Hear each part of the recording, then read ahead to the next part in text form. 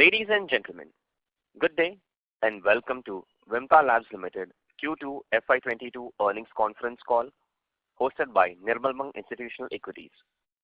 As a reminder, all participant lines will be in the listen-only mode and there will be an opportunity for you to ask questions after the presentation concludes. Should you need assistance during the conference call, please signal an operator by pressing star then 0 on your touchtone phone. Please note that this conference is being recorded. I now hand the conference over to Mr. Vishal Manchanda from Nirmal Bang Institutional Equities.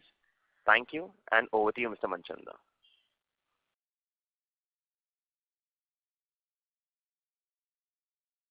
Equities, I welcome you all to the Q2 FY22 earnings conference call of Vimta Labs Limited. We thank the Vimta Labs management for giving us an opportunity to host the call. Today, we have with us the senior management of Vimta, represented by Ms. Harita Vasireddi, Managing Director, Mr. Satya Srinivas Neerukonda, Executive Director, Mr. Narahari Naidu, Chief Financial Officer, and Ms. Sujani Vasireddi, Company Secretary. I now hand over the call to the company management for opening comments. Over to you, ma'am. Thank you. Thank you, Vishal. Good evening, everyone. Thank you for joining us today in our Q2 FY22 earnings call. We have yet another good quarter. This financial year started well for us in Q1 with a better performance in Q2. Despite the COVID second wave that we saw in Q1, it has been a good half year with a robust performance from the company. We expect to maintain or better this performance going forward into the second half. I will share a few key highlights of the quarter, and our CFO Narahari will get into a little more detail on the numbers. The performance for the quarter and half year played out in line with our expectations. The second quarter's consolidated revenue from operations grew by 9.6% over the corresponding quarter of last year at rupees 650 million. EBITDA for the quarter was up 25.3% at rupees 200.7 million compared to corresponding quarter of last year. EPS is good, it stands at 4.3. On the operations side, all our service vectors continue to grow steadily, so we continue to invest in manpower, technology, and keep building new services to strengthen our portfolio to our customers. Some of you may be aware that we have entered into a public-private partnership with FSSAI, Food Safety and Standards Authority of India, to set up and operate the National Food Laboratory at JNPT Navi Mumbai. It's a 25 years contract. The purpose of the laboratory is to test all the food imports into the country through that region, test for basically the quality and safety of the imported items. We have finished the infrastructure works and have formally inaugurated NFL on 29th September of this year in the esteemed presence of FSSAI's chairperson and their CEO. The lab will start commercial operations early Q4 after we obtain the NABL accreditation. We are in the process of validating all the test procedures. During Q2, we also inaugurated our diagnostics regional lab in Delhi. Q1, we had inaugurated a regional reference lab in Kolkata. So this is the other one in Delhi that we inaugurated this quarter. The regional labs will take about 2 to 3 quarters to get significant customer traction in those regions. Coming to electronics and electrical product testing division, we have finally received all the equipment and essential accessories. We are performing trial testing and also preparing for NABL accreditation, which we expect to receive in Q4. ESOPs have been implemented for our staff, and I'm very confident that the scheme will add great value to not only the employees but also a lot to the organization. So with these few comments and updates, I will now hand over to our CFO. Narahari, please take over. Thank you. Good afternoon and welcome everyone to Vimta's conference discussing our earning results for the second quarter FY 2022, which ended September 30, 2021. I'm happy to take you through the financial performance of the company for second quarter, followed by the half year ended September 2021. During this call, we may be making certain forward-looking statements, which are predictions, projections, or statements about future events, and anything said on this call which reflects our outlook for future or which could be constituted as a forward-looking statement must be reviewed in conjunction with the risks that the company faces. We will proceed discussing quarter 2 of FY 22 performance. So revenue from operations is driven by continued business performance. The company delivered a robust result for the quarter ended September 2021. Before I get into earnings detail, I would like to brief on certain one-off items during the quarter and half year ended September 2021. During the half year ended September 2021, the company entered into a 25-year PPP agreement with Food Safety and Standards Authority of India to set up, operate, and transfer a national food lab. As a result, the company has received a right to charge the customer for the services to be rendered during the contractual period of 25 years on commencement of operations at NFL. Accordingly, an amount of rupees 104 million has been recognized as revenue from operations relating to lab setup services, and a corresponding cost of rupees 104 million incurred to set up the lab has been recognized as cost of lab setup for the quarter and half year ended September 2021. The aforesaid treatment is very much in line with Indian accounting standards. Secondly, there was another one-off item. There was a notification by the government reducing the eligible rate of export incentive by 2%. We have been accruing export incentive, which is service export incentive scheme, for each and every quarter as and when they accrue. The company had accrued export incentive on its net foreign earnings for the previous financial years, and therefore there was a need for us to reverse the revenue of rupees 12.2 million for the quarter ended September 2021 to the extent we accrued at higher rate than the current notification, which was belonging into previous financial years. Moving on to the financial performance during the quarter.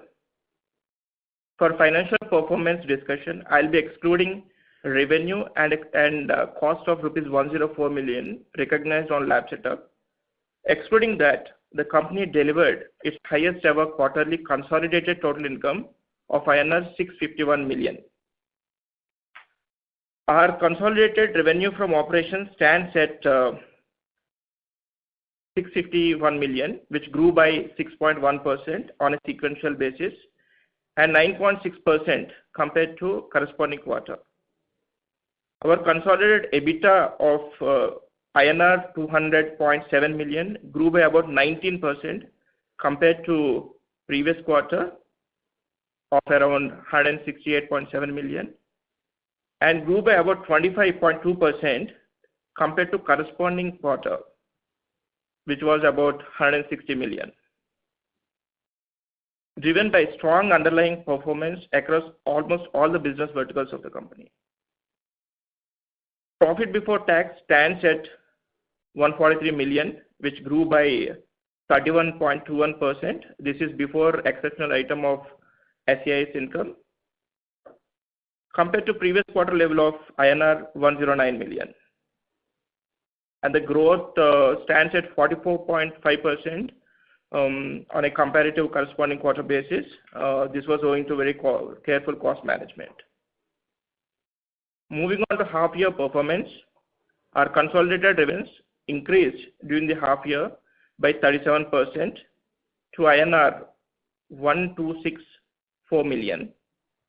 Our consolidated EBITDA for the half year reported a significant growth of 86% at INR 369 million compared to previous half year. Profit before tax for the half year stands at INR 239.8 million, which is a growth of 3.2x times compared to previous half year, which was about 75 million.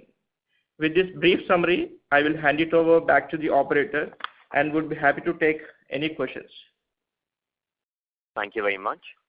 We will now begin the question and answer session. Anyone wishes to ask a question, you may press star and one on your touchtone telephone. If you wish to remove yourself from the question queue, you may press star and two. Participants are requested to use handsets while asking a question. Ladies and gentlemen, we will wait for a moment while the question queue assembles. Participants, you may press star and one to ask a question.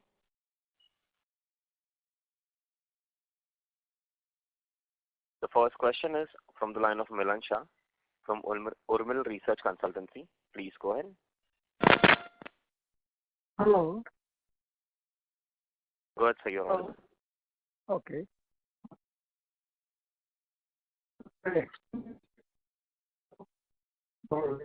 Milan Shah, your voice is breaking. May I request you to come in a better reception area? Hello. Now it is audible? That's slightly better. Okay.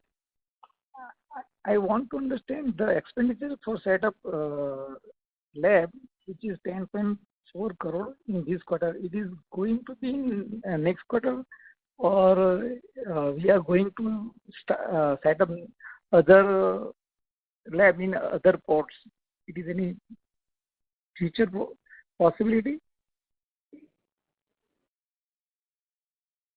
We have spent about close to 10 crores in the setup of this lab. What we have done is to speed up the project, we have internally mobilized some excess capacities that we had at all our different locations. So actual asset cost, if you put in new stuff, would have gone up to maybe 20 crores. But because this was an internal mobilization, the investment stands at 10 crores.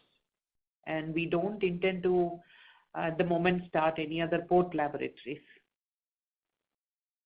Okay. But any other ports also has this kind of laboratory, madam? There are 4 NFLs actually in the country. The one in Delhi is also in a PPP model that FSSAI has entered into with another private partner. The Kolkata lab NFL, they are managing on their own. And then there is another one which is in the Chennai port area, which again they have another private partner. Okay. And what is the probability of revenue after fourth quarter when we are going to start commercialize from this lab setup?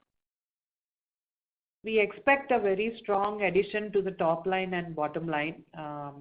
We actually don't give out numbers, but as such, the committee is yet to sit down and fix the prices. And in the port, especially food imports, this tends to be a seasonal business. So quarter on quarter, there could be fluctuations in the number of samples that we get for testing. So as we, test the samples, maybe go through a few quarters, we will understand more. Okay. And my second question is it any this kind of laboratories available on airport, madam? So we can see the future maybe. I'm not sure that any of the airports have attached laboratories. Okay. Okay. Thank you, madam. And very good performance for this quarter and hope for better in next quarter. Thank you, sir. Thank you. Participants, you may press star and one to ask a question. The next question is from the line of Surabhi Sarogi from SMIFS Capital Private Limited. Please go ahead. Hello. Hello. Am I audible? Yes, ma'am. Okay. Sir, my first question is, can you give some update on your electronics business?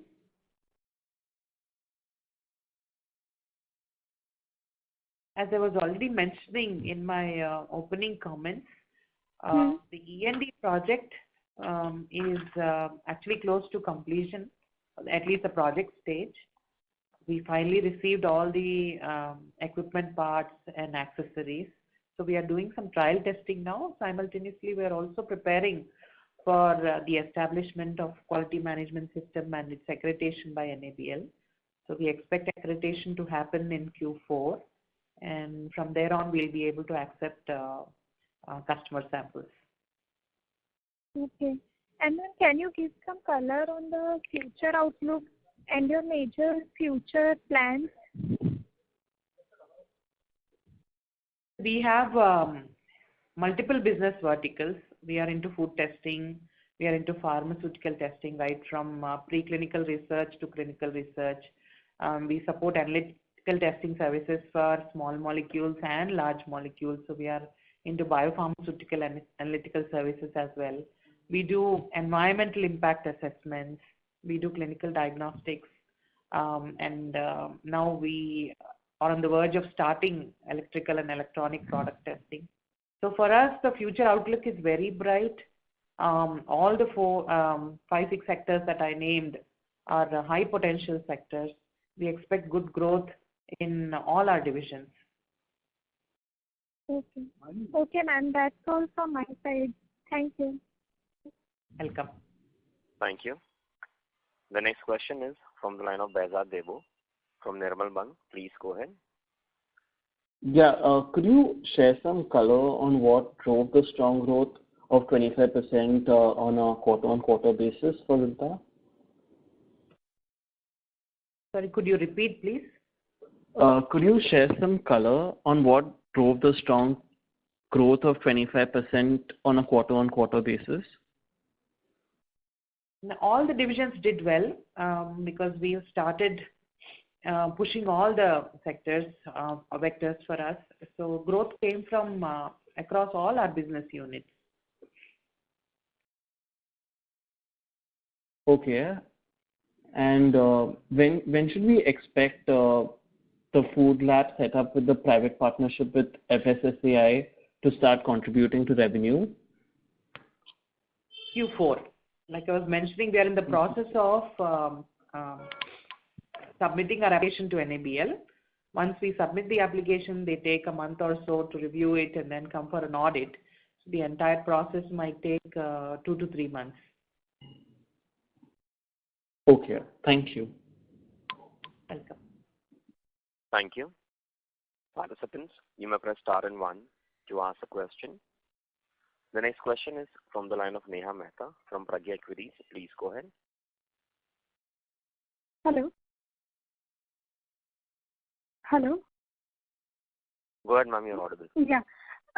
So I just my question is in connection or continuation with the previous participant. I just wanted a sense on which would be the fastest growing business segment for the next 3 to 5 years. Until now, I believe pharma was dominating. So which segment will do well in the future? That's a very nice question. For us, yes, pharma has been growing very well, very strongly year on year. Food and diagnostics, both these services also we expect to grow quite rapidly. Electronics and electrical testing product division, it's going to be a maiden year this year.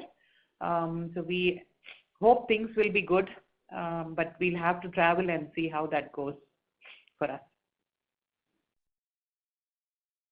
Okay. And last con call and even in the updates you mentioned that we've expanded our diagnostic business. So just wanted to understand that the growth is coming from COVID cases only, or that there is any non-COVID factor also that is playing?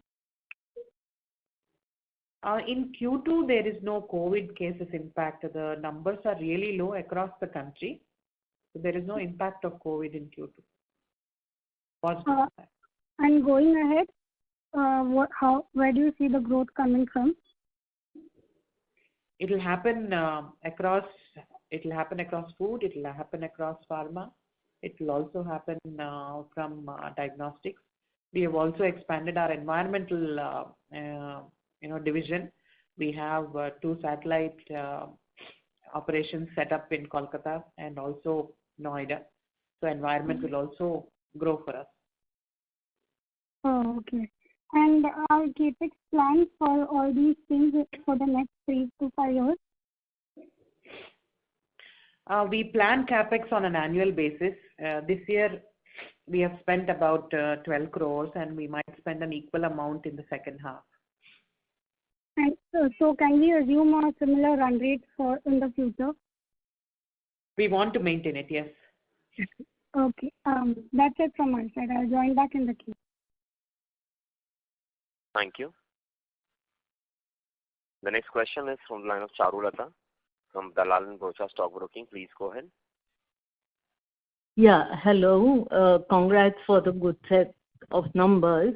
I wanted to know if you could give a breakup of the different divisions, revenue contribution from different divisions, and also some if you could throw some light on the growth in EBITDA. We don't bifurcate our revenues like that. For us, it's one, it all falls under the testing and research services. So we won't be able to share any bifurcation as such. Okay. And what has given the growth in EBITDA? Growth in EBITDA is partially because of the growth in the top line, and also we had some establishment of some new long-term partnerships. So large projects also add to the EBITDA. Okay. Okay. And how many scientists do you have? For us, the total strength is about 1,300, and our scientific population is 70% of that number. Okay. Right. Fine. Thank you. All the best. Thank you. Thank you. The next question is from the line of Dixit Doshi from Whitestone Financial Advisors. Please go ahead. Yeah, thanks for the opportunity. My first question is, regarding growth. So if I exclude the 10 crore, that one-off from the revenue, our revenue grew by 10%. And if I see our pre-COVID level, we used to grow at 15 to 20% prior to 2019 for at least 4 or 5 years. Now, let's say this year we might end up with, if our Q2 performance continues for second half as well, we might end up at 240, 250 crore revenue this year. And given that, electronic business will start from Q4 onwards, and even this FSSAI will start from Q4, and the recently started diagnostic centers labs in Kolkata and Delhi will also get mature by year end. What kind of revenue growth percentage we can envisage for FY23 and 24? We don't make any forward-looking statements. I keep mentioning in these calls that we have a target for 2025 to be at least a 550 to 600 crore company. So we just have to break up that growth into these 3-4 years and take it from there. Okay, so at least we can expect that in near future we will start growing again at those pre-COVID level of 15-20%. The numbers I think that you're referring to in those earlier were annual growth numbers, but if you see quarter on quarter, I think we are doing pretty good. Those numbers, we can even better those numbers. Okay. Okay, and is there any further plan of expansion in diagnostic in H2? This is the first time actually we are significantly expanding footprint in a B2C market, because in addition to putting up the 2 regional labs, we have also set up a few customer collection centers, company operated collection centers. So for us, again, this is a water testing year. Depending on how that pans out for us, we might take up the expansion plans much more aggressively in the coming years. Okay.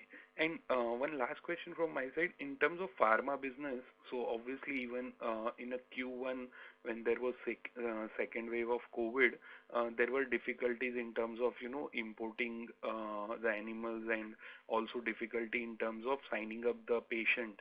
So how are we seeing the trend now? The animal imports problem has been resolved. We have been able to actually double our kennel capacity. So we have one of the largest large animal capacities in the country now. So that is resolved. The second one was? Yeah, so second one was related to clinical trial, the patient recruitment for the clinical trials. So we are actually at present not doing any clinical trials. What we do is bioavailability and bioequivalence studies. So right now we don't have any trials going on for us. Diagnostics, yes, in Q1 we still had lower footfalls in terms of patient sample testing, but it was more than well compensated by the COVID testing numbers. In Q2 that's normalized. We don't have COVID, so it's the other business that is happening now. Okay. Thanks. That's it from my side. Thank you. The next question is from the line of Ranveer Singh from Sunidhi Securities. Please go ahead. Thanks for taking my question. Just wanted to understand that food lab we have set up. So what kind of investment we have made in this food lab? We have invested about close to 10 crores. And that investment part is complete now? Yes. The equipment and everything are set up. They are qualified. Any residual investment might happen in Q3. Okay. So in this food lab, you mentioned there would be some strong revenue coming up from this lab. So whether that, though you will not be able to give her number, I understand, but whether this division is likely to be a prominent division in our overall revenue breakup?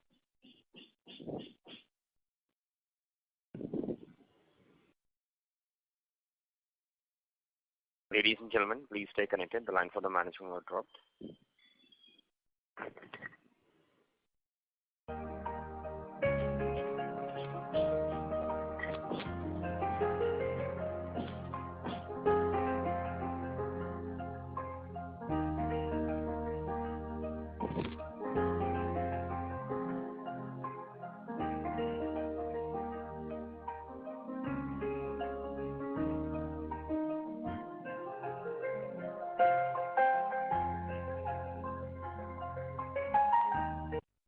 Ladies and gentlemen, thank you for your patience. We have the management line reconnected. So you may go ahead. Go ahead, please. Yeah. So I was asking investment in food lab, what we have made. You mentioned that there would be some strong flow of revenue. So whether this revenue would be a prominent part of our revenue going forward, this is going to be a significantly contributing to our overall revenue, or how this is going to, if I take 2-3 years down the line, so what kind of contribution we can expect from this facility? The revenue is entirely dependent on the number of samples that we test in the National Food Laboratories. Like I was saying earlier, this is to mainly cater to the imports. The imports, although they are not growing at any double-digit numbers, but still they are quite stable. Going into the future, it's very difficult to predict which way the imports will go. India is saying that there will be a lot of self-reliance that we will develop. But my guess is the food imports, even though we might become a strong exporter, the imports might still continue at those levels. So we should expect the revenues to continue or even grow with the economy in the next 25 years. Okay. Okay. And apart from this facility is dedicated to this port facility, or we can use this facility for other clients also? We can use this facility for other clients. Okay. And secondly, on the diagnostic side, our diagnostic business setup is similar to other peers like, Thyrocare or some. So this is related to preventive healthcare checkup, or do we have some other horizon to this diagnostic business? It's very similar to the peer group. You mentioned Thyrocare, so it's quite similar to that. Okay, so it's like a hub and a spoke model, and we'll be setting up a reference lab in different cities and then collection centers. That is the way we will be going forward. Correct, yes. Okay, fine. And what is the investment in this diagnostic business so far? It's not a very capex intensive business. It's more manpower, sales, reach out. So not very significant. Okay. So that 12 crore capex in first half was related to what? This was maintenance or some growth capex? That is distributed across all our business units. It could have included even diagnostics. It would have gone to pharma, food, all the business units put together. Okay. A similar case for next year also. That 24-25 crore annual capex should be across segments. That's what you're saying. Yeah, typically we tend to use up all the depreciation amount. Okay. Fine. That's it from my side. All the best. Thank you. Thank you. Thank you. The next question is from the line of Sunil Jain from Nirmal Bang. Please go ahead.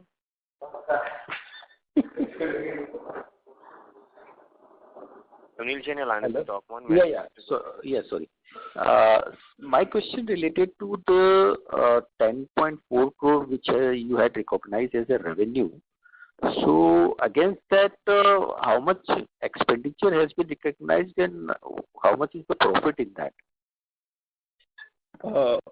So as you rightly said, we have recognized about 104 million at the revenue from operations level, which is nothing but the cost what we had incurred to set up this lab. The cost what we incurred is 104 million. So on a net basis, there is no impact on bottom line. So there is a similar amount of recognition at revenue as well as cost, which is 104 million. So if I exclude that from the revenue and cost both sides, then your margin seems to have moved up very sharply in this quarter. Any specific reason for that, or how we can read it? You're absolutely right. So margins did improve. That is because we had whenever there is an incremental revenue, there is economies of scale. Yeah, but from 61 crore, if I exclude this revenue, then it's 65 crores from last quarter to this quarter. But the profit recognition is much higher than the 4 crore. So the EBITDA improved by around 400 bips for the quarter, I mean on a sequential basis, which is from the operational efficiencies during the quarter. Okay. There is no exceptional, it's all because of operational benefit. There is no exception in the EBITDA level or PBT level. Exception has been shown separately. There's one line item in the result sheet, which is about 12 million. Yeah. And apart from that, second question relate to this food lab. What will be the revenue sharing with government or with this, and or it will be more of a profit sharing? How it will be working with? It's a top line share. Okay. We went through a bid process, so it's a top line share. Okay. And these are all having a similar margin to company level, or it will be a lower margin business? It should be better. Better. Okay. And because of this lab, our existing business will get transferred to this or no? No. Okay, fine. Okay, and the size of business you are not sharing. Okay, fine. Great. Thank you very much. Welcome. Thank you. The next question is from the line of Vinay Nair from Emkay Global Financial Services. Please go ahead. Yeah, thanks for taking my question. My first question is related to You mentioned that you're targeting a revenue of 600 crore by in next 2 to 3 years. So with the capex which you had mentioned of around 10 to 15 crore, is it achievable, or you would be requiring additional capex for that? And secondly, pardon if my question is very basic, but if you can give me some understanding about the competition and the industry per se. I mean, what is our market share, and who are our closest competitors? If you can throw some light on that. Okay, that's a very big question. The second one, I'll answer the first one first. Yes, we have an ambitious target of reaching close to 550 or 600 crores by 2025. This would require additional infusion of capex. It depends on which business units we'll be pushing hard to reach there. The second one is about market and our share. We operate in multiple verticals. On the pharma side, analytical especially, we are the leader in the market. All the US oriented business, we work with practically everybody who is in that market. Market share wise, we have honestly not done any specific marketing, but if I were to take a good guess, then I would say that US oriented services, we probably have the lion's share. We have good number of competition in Hyderabad, in Bombay, Ahmedabad, but I think we take the lion's share there. Coming to clinical research and preclinical, again preclinical, we are one of the premier research centers, one of the preferred ones in the country because of our strong regulatory track record. We have strong competition from one multinational, and then there are half a dozen local players. So pharma side, we could be enjoying a share of maybe 10 to 15%. So that would be my guess. Okay. Clinical research, bioavailability, bioequivalence market is a big one. There are many players. I think there must be at least around 100 or 150 service providers. So market share there might not be very big for us, but we are one of the premium laboratories. We work with highly quality conscious organizations. Most of our business comes from overseas for these services. Then coming to food, highly fragmented. There are hundreds of NABL accredited labs, small mom and pop type of setups as well. So it's given the number of players, I think if you just divide among the top maybe 8 to 10 players, then I think we have a good share there, maybe 10%. Okay. Environment, we are a leader. There also you have good number of laboratories, but the revenues are pretty small for all of them. So we might be in the top 5 labs who do environmental studies. Coming to diagnostics, we are not big at all there. There are very big companies there. So our market share might not even be worth mentioning at this point of time. So in the rest of the business segments, the competitors you're talking about, even the largest one would be somewhere close to, the revenue size would be somewhere similar to what you're reporting, right? I mean, no one would be like 1,000 crore plus revenue generator. I mean, if I'm understanding you correctly. Which in all the rest of the segments, apart from the diagnostics, the rest of the segments which you were talking about, you said that either it is fragmented or there are, or you are the market leader. I mean, either it's fragmented or the ones which are specialized, there you are already one of the market leaders, which means that in I mean, even amongst your competitors, no one would be like more than a 500-600 crore revenue enterprise. Am I right in my assessment? Not entirely, because the unique mix of services that we have are not exactly matched by the competition. So it's very difficult to compare like that. Okay. So just to give you an example, if I compare you to the recently this company based in Ahmedabad who had filed for an IPO, would you call them your competitor, Vida Clinical Research? So just for my understanding, so that I am also able to analyze it better, So yes, we compete Go ahead, please. Please finish. Yeah. So I just wanted to understand, is Vida like competitor in one of your segment, or it's a competitor as a whole? Just one of our segments. They do only BA/BE studies. Okay. And in the rest of the segments, you're saying that individual each segment has has prominent players, and you are one of them. That is what you meant to say, right? I mean, you are amongst the leaders in all the rest of the segment. That is what you said, right? Like in clinical research, you would be like, I'm sure Vida is also somewhere around 200 to 250 crore revenue company. I don't know about the other players in the other segments, but going by what you have told me, I mean, it's very clear that you are amongst the industry leaders in most of the segments. Am I right? Yes. Okay. That answers my question. Thanks a lot. Welcome. Thank you. The next question is from the line of Aman Vij from Astute Investments. Please go ahead.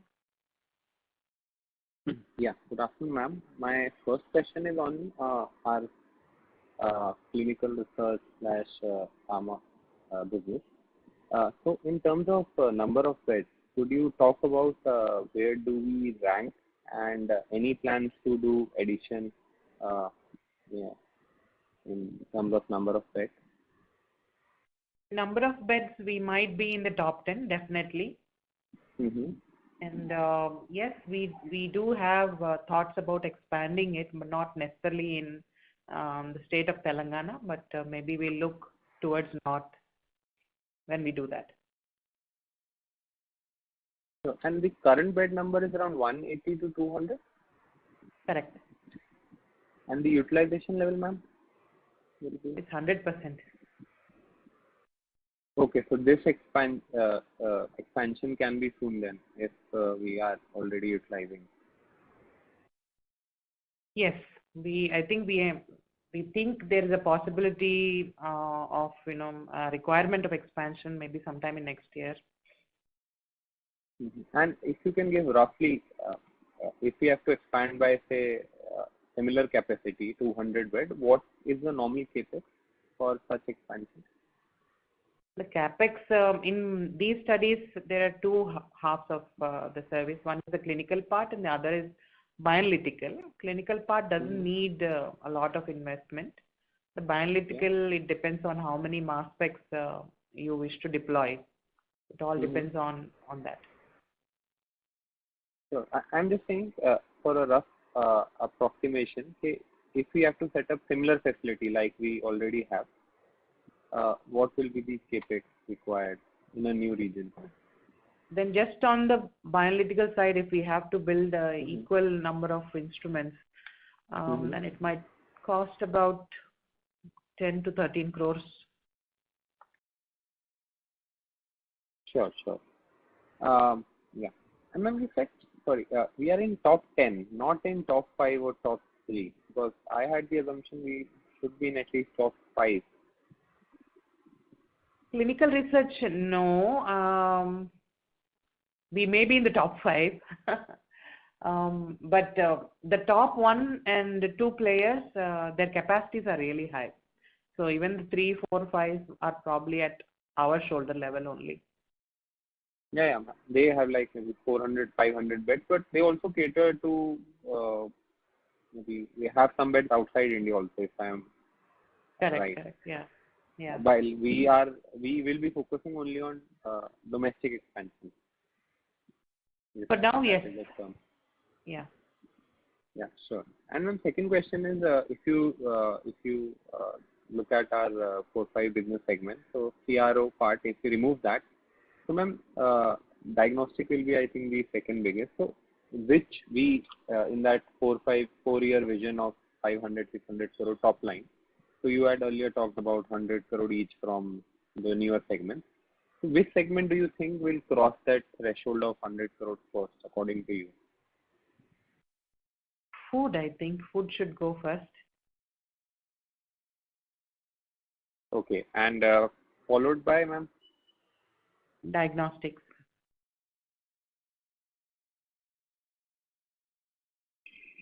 Sure. And finally, the final question is, what is our total capex plan for this year, FY22, as well as say next year? Next year we would be planning only towards the end of this quarter, but this year we have already spent 12 crores. We might spend equal amount in the second half. Sure, ma'am.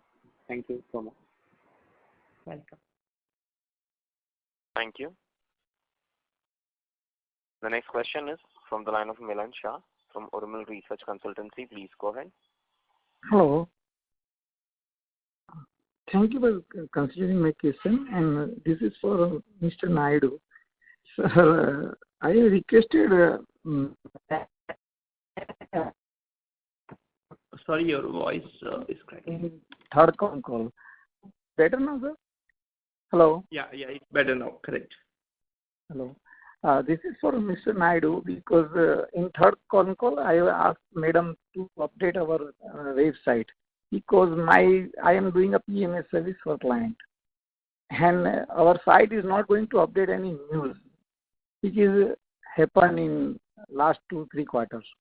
So my request to update this one, or maybe make a very prominent website for our company. And second, every company are going to make a presentation for after declaring result.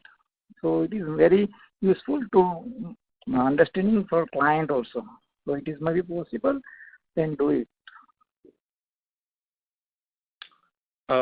Noted, sir. So we are in the process of launching our new website. So probably in a fortnight or a couple of fortnights, we'll be launching our new website. Okay, and congratulations in advance. Yeah, thank you.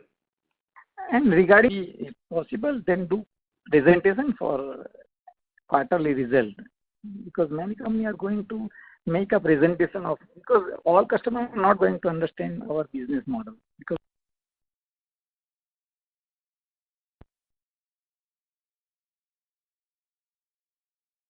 the line for the participant dropped. We move on to the next participant.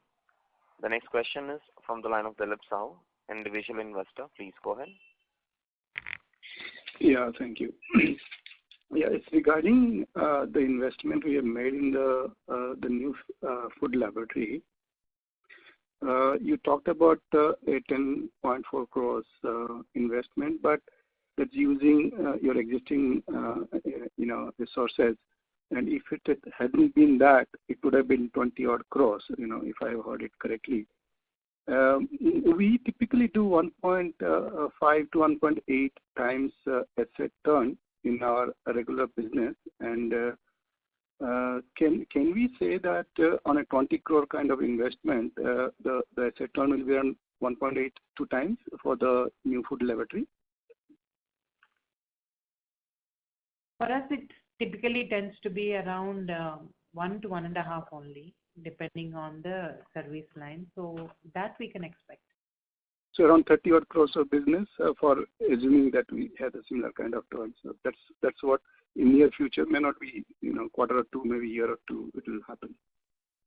Like I said, we are yet to start the operations. The committee, FSSAI and Vimta committee is yet to freeze on the prices. We are yet to explore the homes because you do get some numbers when you're bidding, but you will have to experience them. So once we go through a few quarters, I think we'll be in a better shape to respond to that question.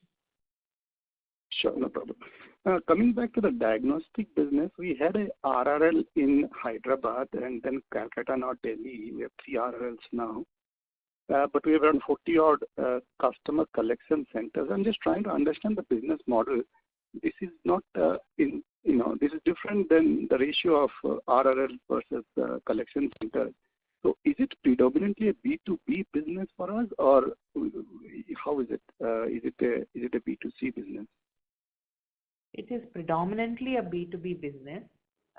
What we have in Hyderabad is the main reference laboratory. The ones that we set up in Delhi and Kolkata are mini versions of this, but they are having a good size of menu at these 2 locations. They have biochemistry, microbiology, molecular biology, or everything. Now our collection centers are 40, but we have a lot of franchisee network. So we get samples from clinicians which work with our franchisees. So the number of franchisees that work with us is in higher numbers, close to 500, 600 plus. Okay. Now, if I remember correctly, you had said in Q2 last year or Q3 that you had reached a 10 crore kind of revenue for diagnostic business. Obviously, that would have dropped because of COVID and all, getting relaxed now.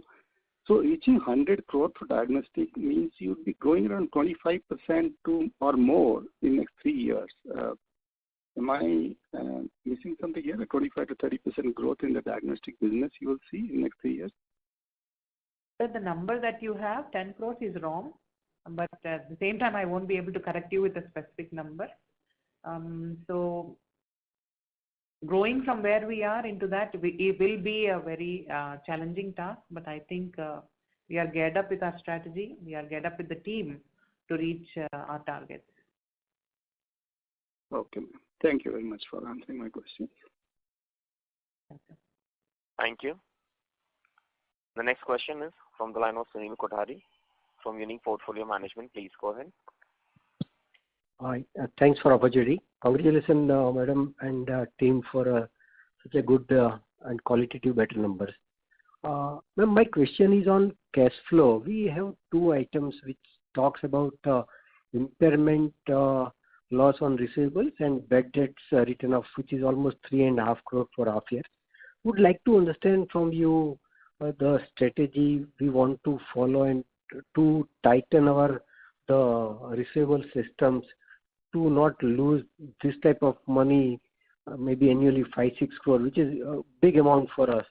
So your thought process on that. And second is we have paid some 5.2 crore for purchase of intangible assets. If you can talk a little bit more on which is this intangible assets and related to that. Yeah, so I'll be answering those two questions. On the first thing, there's a provisioning of 1.7 crores for the first half of the financial year. This is in line with the India's requirements, which is as per expected credit loss method. On the second line item, there's a write-off. So we had been very prudent in terms of assessing the receivables and providing for as and when it is needed. So it's a continuous exercise. So accordingly, we have written off certain receivables. On the action plan, the entire management team is very closely working on to improve the situation. So I'm sure that going forward, we'll be able to improve the situation on the receivables. There are a lot of internal efforts which are being or internal resources which are being deployed to improve the situation. Having said that, this is very regular in nature, so there's nothing alarming when it comes to the provisioning as well as write-off. That's on point number one. Point number two, investment deployed for purchase of intangible asset. This is what we had incurred, the cash what we incurred in setting up the lab, what we had already discussed of National Food Laboratory. So the total investment comes to around 10.4 crores. There is something which we had incurred out of cash. There is something which we had pulled out of our existing resources and transferred it to set up this lab. Okay. Thus, all the questions are answered. Okay. So total investment we made is 10.4 crore. Out of that, this 5.2 is intangible related. Total 10.4 is classified as intangible, but cash impact is 5.2. Okay. There is some transfer from our existing assets, which is about 5.2. Yeah, understood. Thanks for this clarification. My question is to ma'am, is this almost 3.5 crore half yearly we are losing on this impairment and this bad debts. So on our size of company to lose 6-7 crore per year, I don't think it is acceptable to you or your management. But I wanted to understand your thought process, what steps we are taking and how you feel this is acceptable.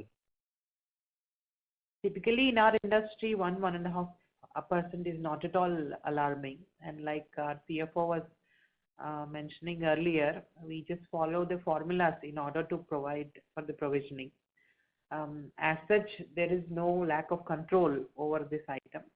Things got a little sticky, especially on the retail business during COVID, because we were not traveling. Our teams couldn't travel. Our teams couldn't meet the customers directly. So some accounts became a little sticky, but we keep working on those things. So it's all part of business for us. I wouldn't say there's anything alarming about it. Okay. Okay, great. And then last question is, would you like to throw some light on your ambition to have some type of EBITDA margin maybe over the next 2, 3, 4, 5 years, or this range is maintainable, or any scope to improve is there? We want to maintain it and in fact try and better it. Okay. Thanks. Wish you good luck, ma'am. Thank you. Thank you very much. Thank you. Thank you.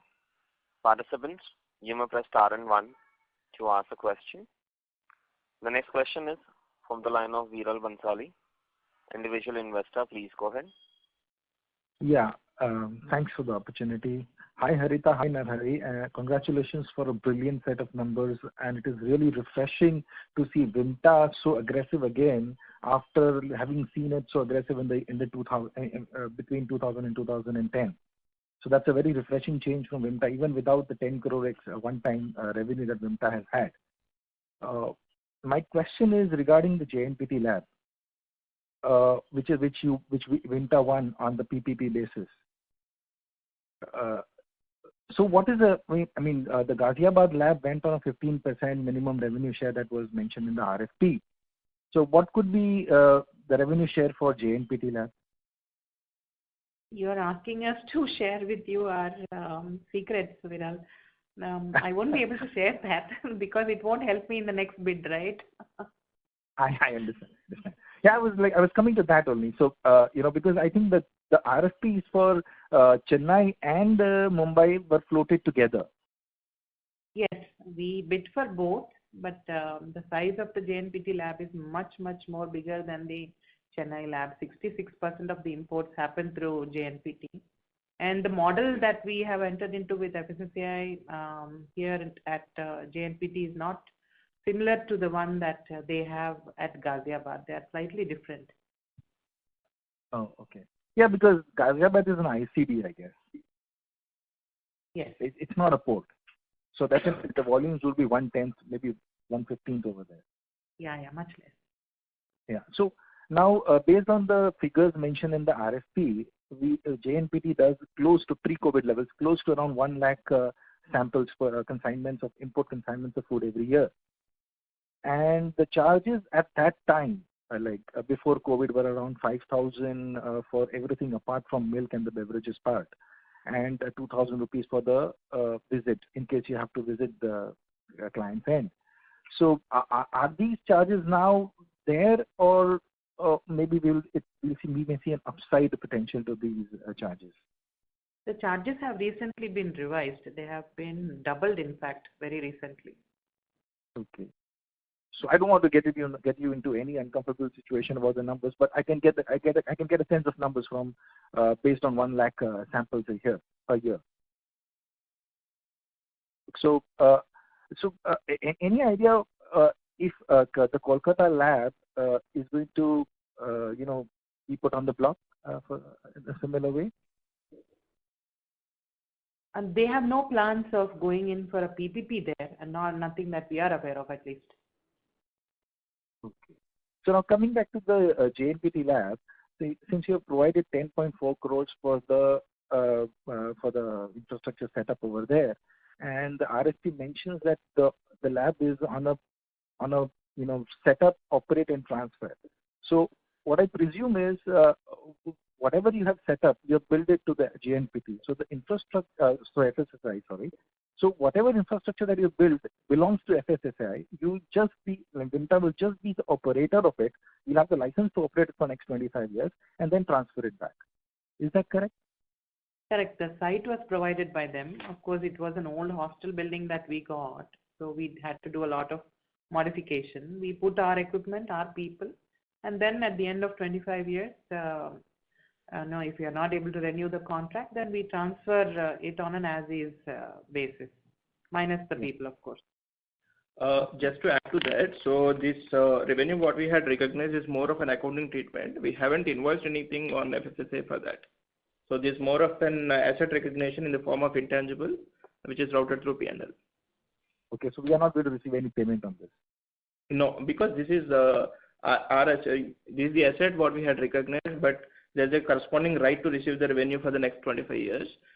This in line with the accounting principles where we had recognized intangible and the corresponding revenue and cost. Yeah, so basically that comes as an intangible asset, and so we bear the cost for it and we create that as an intangible asset. Absolutely, all right. Okay, so based on what you said, that the prices have almost been double, and the samples are based on the RFP. The samples are close to 95,000 a year, and obviously I expect some growth year on year, a lakh samples or so. That can be a significant amount of IMTA's revenue coming next year, FY23. Am I correct? Yes. Okay.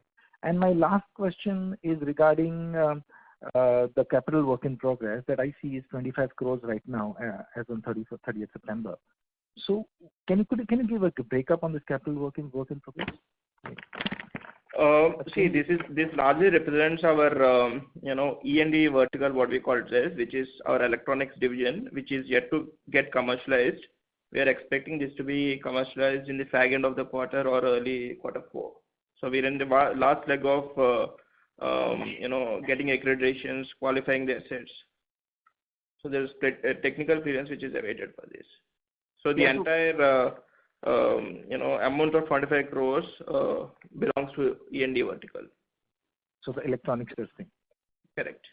Yeah, and my last question is regarding recently there was a government notification which mandates compulsory testing of egg and egg powder exports from India by a national laboratory. So can Vimta get a share of this in the export market? Is there a possibility? If they have specified that RRL, reference lab, NRL, sorry, National Reference Lab take it, then there are identified labs for each product. Then that would go to that particular lab. But if it is a tendered project, then we could have a chance at it as well. I'm not really aware. Okay, and it was just a recent one in September. Okay, so now regarding the export front, like for example, the RFP, I'm just quoting what I read in the RFP. I may be wrong. Correct me if I'm wrong. Okay, the RFP suggests that Vimta can also use the laboratory, the National Reference Laboratory set up at JNPT for other services, for providing other services to its clients. So, is there a possibility of getting a significant chunk of this business? But since we already have a brand name of FSSAI, and we are at the port, so is there a opportunity to get good business from this? There are plenty of opportunities, but for us the capacity is limited because it's just a 12,000 square foot lab that is set up right now. If we have to expand the capacities, then we have to work with FSSAI and do that. But right now, I think that we'll be using the entire capacity, running the lab in multiple shifts to handle those volumes. Yeah, but considering that there is also a food park coming up in the JNPT area itself. So yeah, like I said, we have a lab close by in Pune. So maybe we will have to send it there, depending on the capacity utilization and the time of the opportunity, timing. It all depends. And do these guys, SGS, Intertech, Eurofins, subcontract the testing part for the export consignments? I wouldn't imagine, because I think all of them are full scope labs like us. One-off rare tests, maybe they do. I don't know.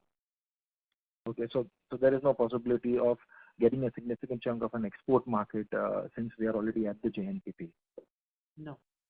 No, right? No. Fine. Thank you so much, and please keep up the excitement and the enthusiasm that Vimta has once again got it. Good luck. Thank you. Thank you. Thank you very much. Ladies and gentlemen, that was the last question for today. I will now hand the conference over to the management for closing comments. I just want to thank again everyone who have participated in the call. I appreciate all the questions that have come in. Thank you very much. Good day. Thank you very much.